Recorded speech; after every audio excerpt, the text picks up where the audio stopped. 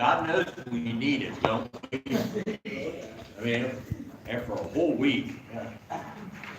Enjoy it. It's going to be another 7 after that before we get a day off, or at least a scheduled one. You can always pray for a blizzard. But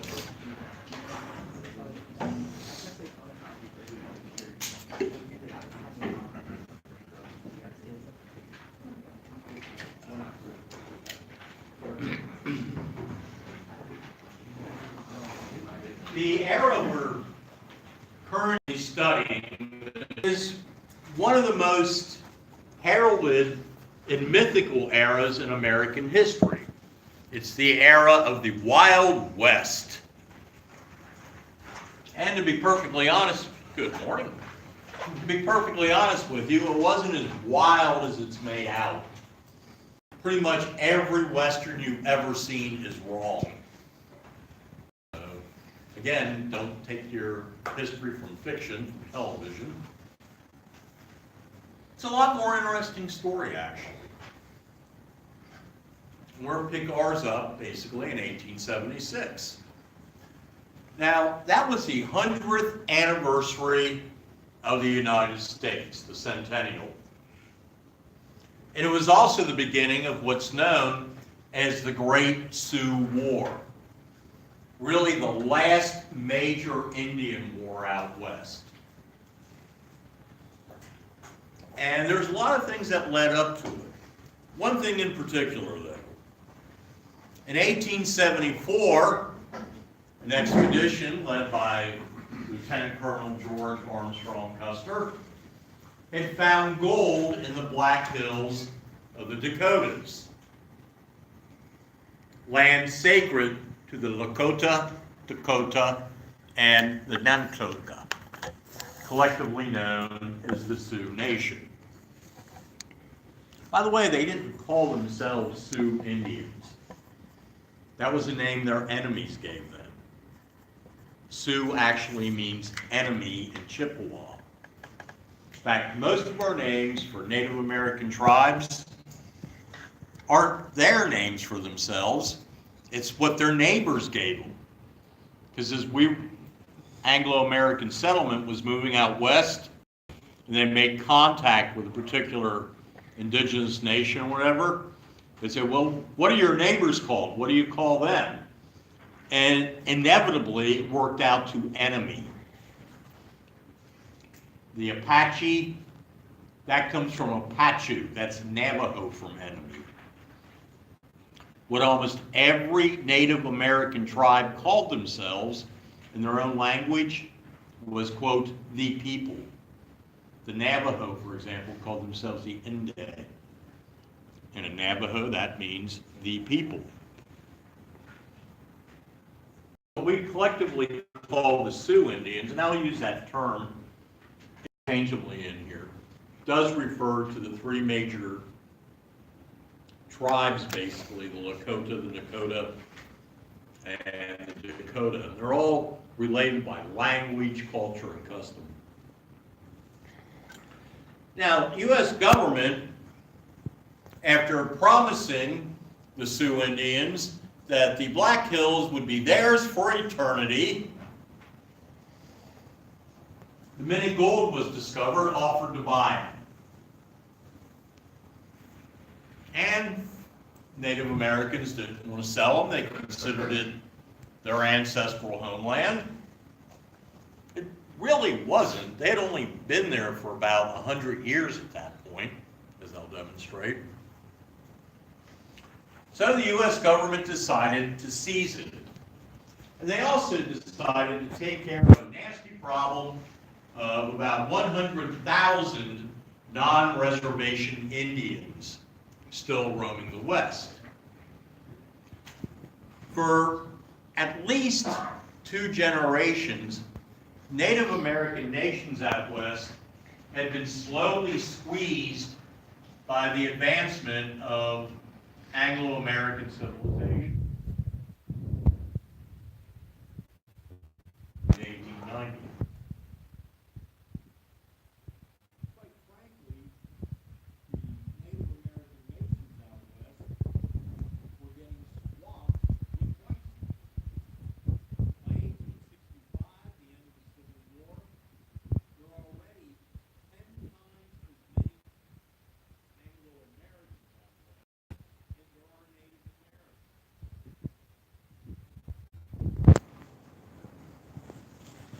give you an idea.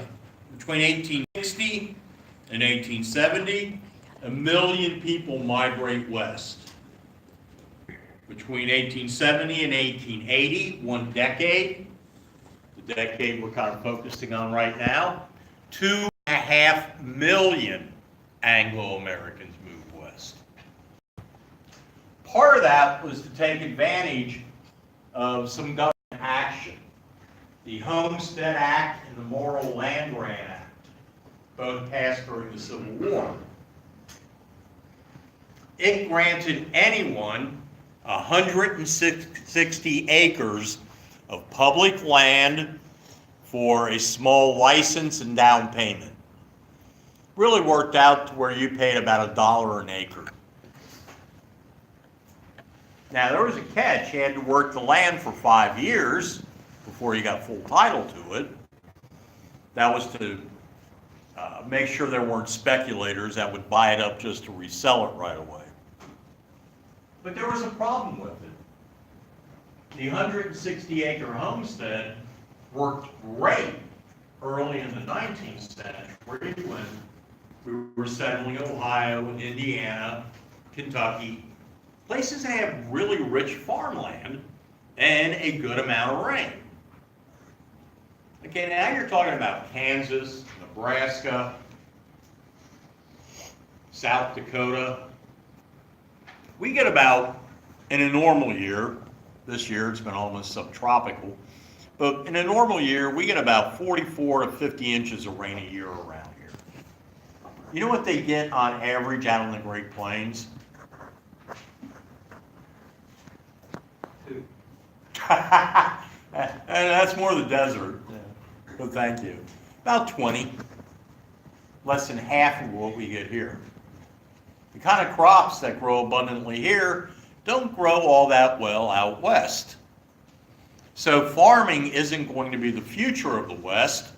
What's going to be the major industry out there? Please? Yeah, in the Southwest, in Texas. But they don't discover that till the late 1890s, early 20th century. But agricultural industry, I should have been more accurate, I'm sorry. No, one of the few things. No, it's not a crop. Livestock? Huh? Livestock? Livestock, right, thank you, yeah. Cattle. That turns out to be the huge industry out west. By the way, that had something to do with both the Transcontinental Railroad and the Civil War.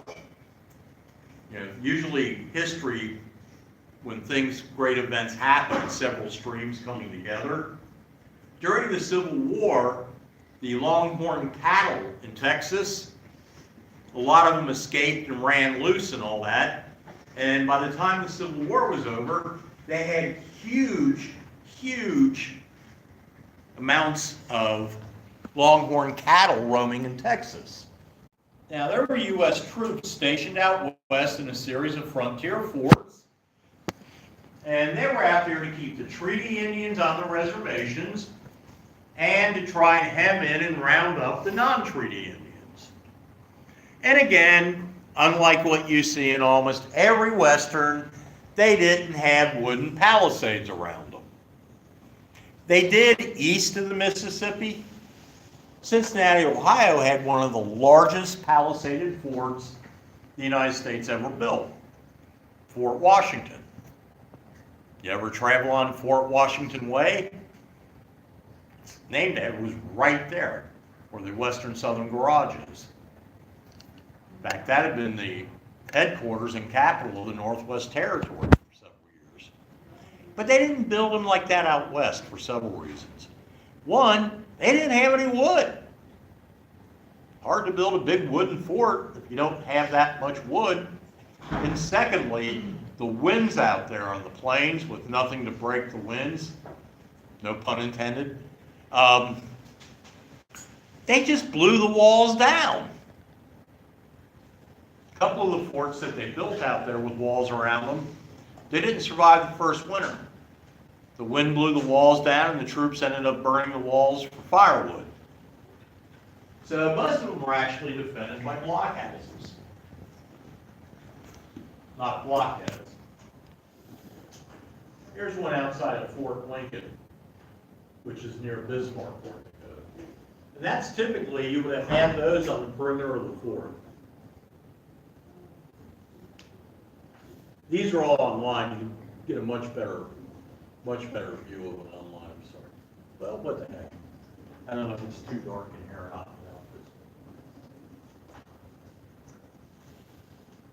That gives you a better view anyway, eh?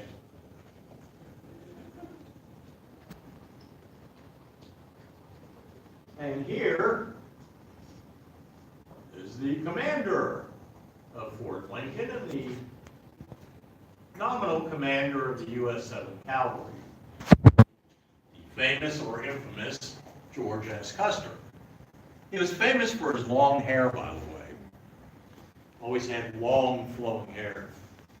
And always wore specially made tailored uniforms. He was very flamboyant.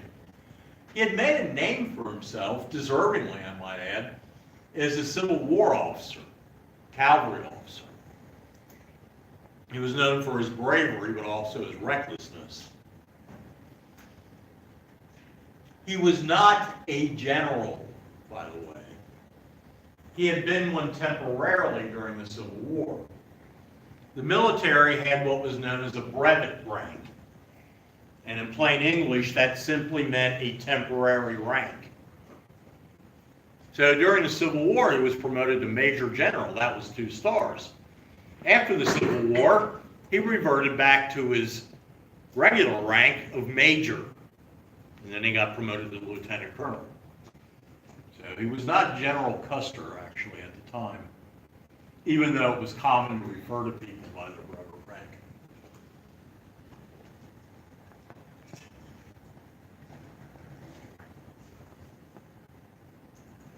And here he is. How do you like that arrogant look on his face? And here he is with the little missus, Libby Custer.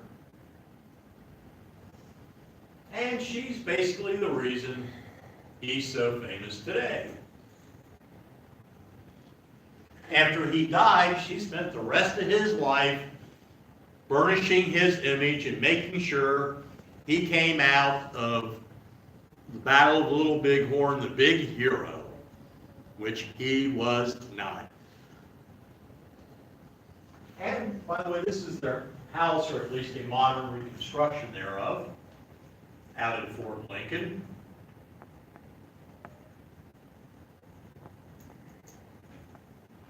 This gives you some idea of the landscape. Now, back then, there would have been other officer houses near it, okay? After they abandoned the fort in I think it was 1890s, I can't remember. A lot of the houses fell down. The original Custer house burned down, unfortunately, but they had the exact original architect plans and everything, and tons of pictures of the inside and outside. So that's pretty much exactly what it looked like. If Custer walked in there today, one, that would be really weird since he's been dead for so long, but if he walked in there today, he probably wouldn't know it was a reconstruction. It looked just like the house he lived in. And just to show you it wasn't all bad out in the wild and woolly West,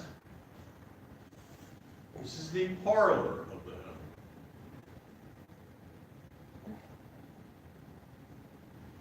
And this is the barracks. This is where his men would have lived.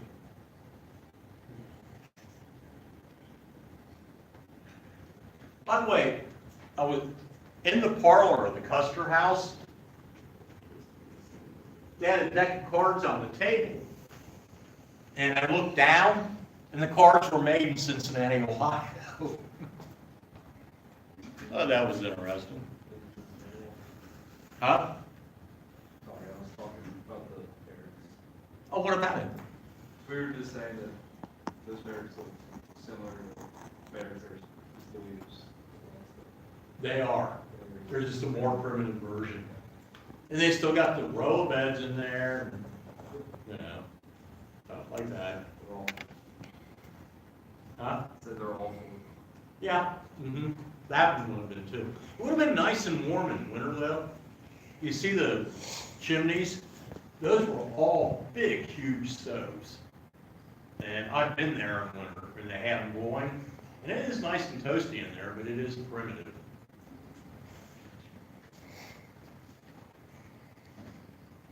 Now, when the Native Americans refused to sell the Black Hills, the U.S. Army was called in to round them up and force them onto a reservation.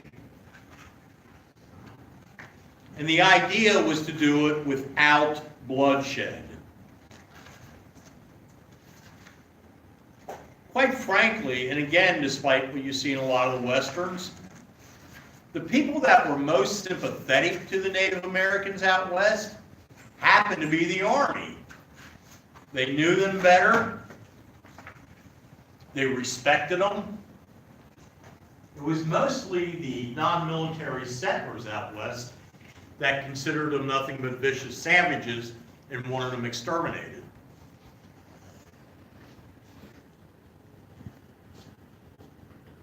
So on February 1st, 1876, the government deadline for all Native Americans to report to a reservation passed. Several bands, led by Sitting Bull, Crazy Horse, Gall, some Cheyenne, led by Chief Dull Knife and Little Wolf, all refused to go to a reservation, and they concentrated along what they called the Greasy Grass River in Montana. The Anglos called it the Little Bighorn.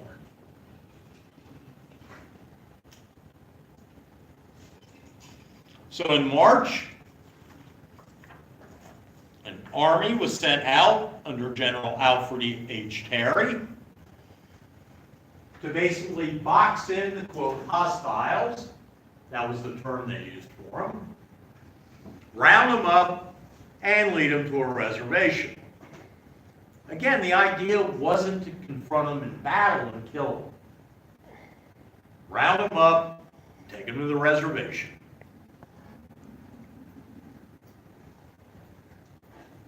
The army was split up into three prongs. You had Custer's column coming out of Fort Lincoln and Bismarck.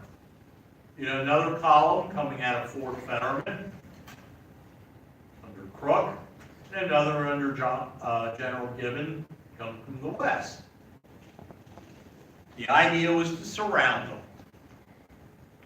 Custer, since he was leader of the 7th Cavalry, they were to be advanced scouts, find the Native Americans, and report back. And if necessary, block their retreat in that direction. They weren't supposed to engage them necessarily. But keep in mind, there was a certain aggressive spirit.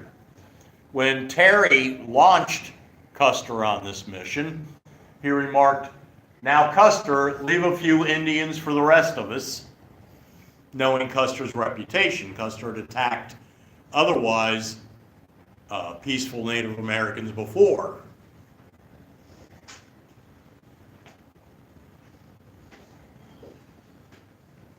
Custer does make contact with the large village that had developed on the Greasy Grass. That was around the 25th of June. Now, instead of waiting for the rest of the army to arrive, the rest of the column under Terry and the other two, Custer decided to attack on his own. And he had a multitude of reasons. One, surprise attacks had worked in the past for him on Indian villages. Secondly, he miscalculated the number of Native American warriors he was up against. The village he was going to attack stretched for a couple of miles. His Crow and Blackfeet scout reported several thousand warriors. Custer thought he knew better and thought they were exaggerating. And he also had presidential ambitions. He was a contender for the 1876 Democratic nomination. He figured wins a big victory out west, he's got the nomination. Sounded good to him, President Custer. Sometimes you let ambition get the better of you, don't you? Custer then makes one of the great military mistakes in history. He divides an inferior force in the face of an unknown enemy. The 7th Cavalry was composed of about 750 men and 50 officers. Average size of the U.S. regiment back then, cavalry regiment. And again, unlike the movies, the soldiers were normally poorly trained, lousy riders, and couldn't shoot straight. Native Americans could ride circles around them and have lunch at the same time. Plains Indians were superb horsemen, some of the greatest ever produced. And most of these cavalrymen, some of them had never gotten on a horse before they joined the cavalry. Most of them were either immigrants from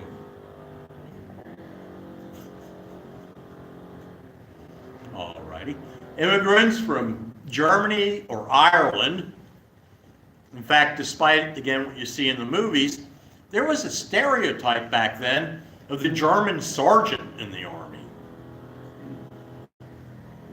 And if it wasn't immigrants, it tended to be poor farm boys trying to get the hell out of a mundane, boring, and poverty-stricken existence. So it's not exactly the rousing cavalry that are always chasing Native Americans across the plains in the movies. By the way, in a lot of the movies, when you see the cavalry chasing the Indians, movies from the 30s, 40s, 50s, guess what? The cavalry are normally Native American stunt people doing the riding. They would have them play both parts. They'd have them dressed as Native Americans riding away from the cavalry, and then bring them back, dress them like cavalry, and have them chase themselves on film. Didn't know that, did you? So Custer divides his force. He had about 225 men under his direct command. Again, he created a three-pronged pincer movement to surround the village. He was going to attack one end.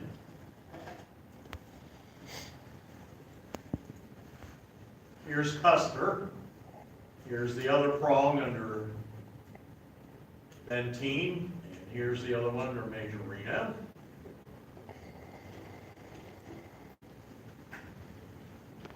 Custer cut himself off from the rest of them, went around to flank the Native Americans, didn't realize he was up against one of the greatest military tacticians in American history, Crazy Horse. Crazy Horse had already defeated and destroyed other American cavalry units. He knew exactly what Custer was up to and had his own encirclement movement. Rallied the Native Americans to go around both sides of Custer's flank and surround them. And they started slaughtering them. And Custer did not go down like Errol Flynn in the movies. To begin with, he had already, strangely enough, the day before the battle, he had cut his long hair off. I always thought that was his fatal mistake, personally. Like Samson, he lost his strength or something. And he also didn't die with a cavalry sword. He didn't bring one with him that day. Quite frankly, they were useless in battle, especially that day and age. And the way the Native Americans basically wiped them out there, they took refuge on a small hill. And I mean small. A hill back there is about this high out there. The highest things I've ever seen out there have been expressway overpasses. But they gathered clumped together, which is really stupid in the first place. And the Native Americans could kill them with both direct and indirect fire. They had some rifles, they had some Winchesters, but they also had bows and arrows. So the guys with the Winchesters could pin them down, and the guys with bows and arrows could shoot indirect fire right into them. And they were basically slaughtered. One Hunkpapa chief remarked when somebody asked him how long it took to kill Custer's men, he goes, about as long as it takes a hungry man to eat his breakfast. The whole thing lasted maybe 10, 15 minutes once it started. By the way, it lasted a lot longer with the other two columns. They were not wiped out. The entire 7th Cavalry was not wiped out. Just the 225 men under Custer's direct command, and then about 40 others from the other two commands. They actually were able to fight them to a standstill and hold out and retreat. So not everybody got killed. In all total, Custer and 268 of his men die at the Battle of Little Bighorn. 55 were wounded but survived. We have no accurate count of Native American casualties, but it's been estimated probably pretty accurately based on Native American accounts.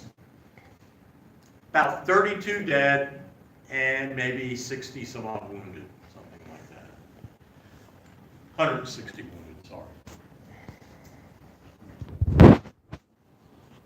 And we do have a lot of counts of the Battle of Little Bighorn from Native Americans, by the way. We have versions from both sides.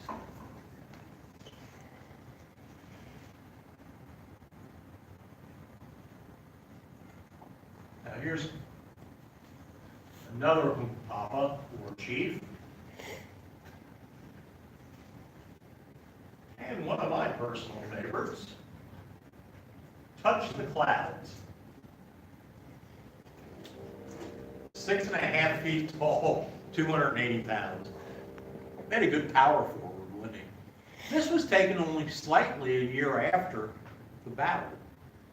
And he was noted not only as a great personal warrior, I don't know if I'd want to face him in battle, but he was also a great leader. Unfortunately for the Native Americans, this was the last hurrah for them. By the way, this is Indian ledger art depicting the battle. And that kind of fits, that's a representation of Sitting Bull's vision that he had before the battle. The night before the battle, he slashed himself 50 times on his arms and went into a trance, go figure, and predicted the coming battle.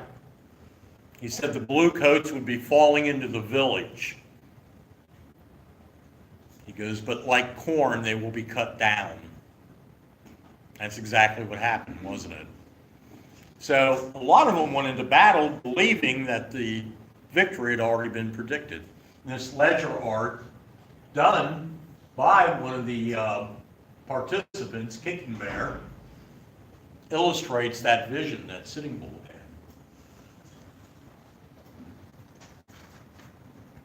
Now, after he finally surrendered and went into a reservation, somebody remarked that to Sitting Bull, they said, "Are you the man that killed Custer?" And all Sitting Bull replied was, quote, "Custer was a fool and rode to his death," end quote. And I think that sums it up perfectly. Unfortunately, this was the last hurrah for the Plains Indians. It's not the Army that's going to defeat them, folks. It's going to be the weather. It's going to be, well, to some degree, the Army. They're going to hunt them relentlessly. They're not going to have time to plant crops. If they do, their villages are hunted down and the crops are destroyed. And on the run, they can't hunt buffalo. So the Army doesn't defeat them in battle, they run them into the ground. Slowly but surely, the hungry, sick bands begin to come in and surrender to the reservations. Crazy Horse, one of the most defiant, leads his people into the Red Cloud Agency in May of 1877, less than a year after the battle. And he did that because his people were starving. He doesn't survive for a year. 6 months later, he was murdered by his guards. Sitting Bull doesn't surrender until 1881. He's one of the last holdouts. He'd always disdained reservation Indians. He said he wouldn't surrender his freedom for a cup of coffee and a handful of bacon.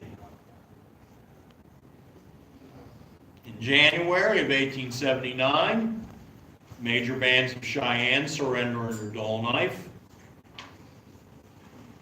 And by the early 1880s, the power of the Plains Indians is broken out on the field. By the way, here's Errol Flynn. And they died with their boots on. This was the way white society preferred to see Custer. And here he is with his cavalry saber. Custer would not have had him die. That's Errol Flynn. Robin Hood, right? Yeah. The much earlier version of Robin Hood. You don't know who Errol Flynn is? The greatest swashbuckler in the 30s and 40s. Yes, unfortunately, but it's online. My God, he was one of the greatest actors of that era. Great action hero. He was actually Australian. He was from Tasmania, of all places.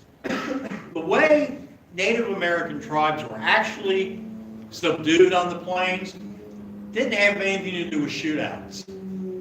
The U.S. Army killed fewer than 500 Native Americans in battle.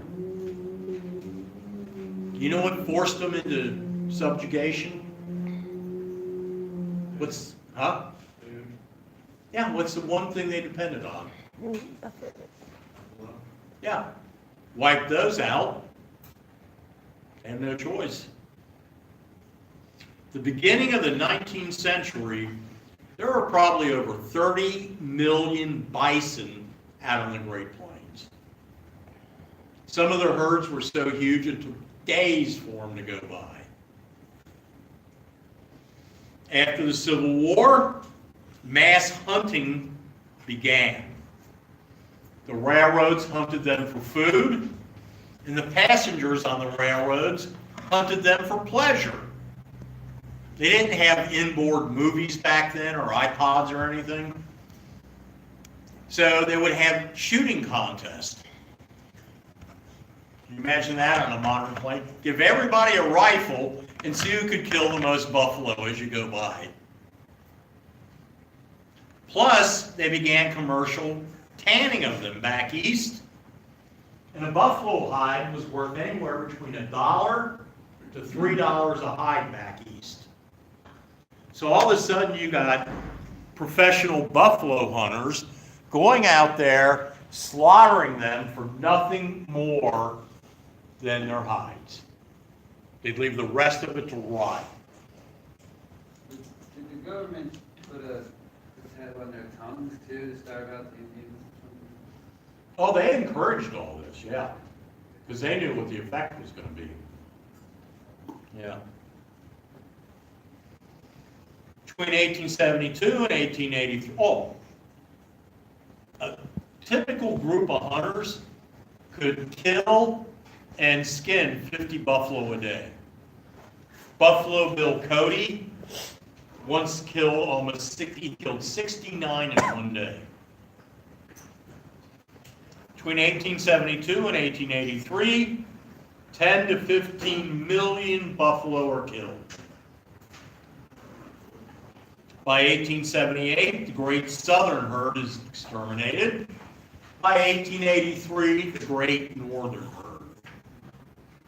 By 1903, there were only 34 known buffalo out on the Great Plains. They were that close to extinction, ladies and gentlemen.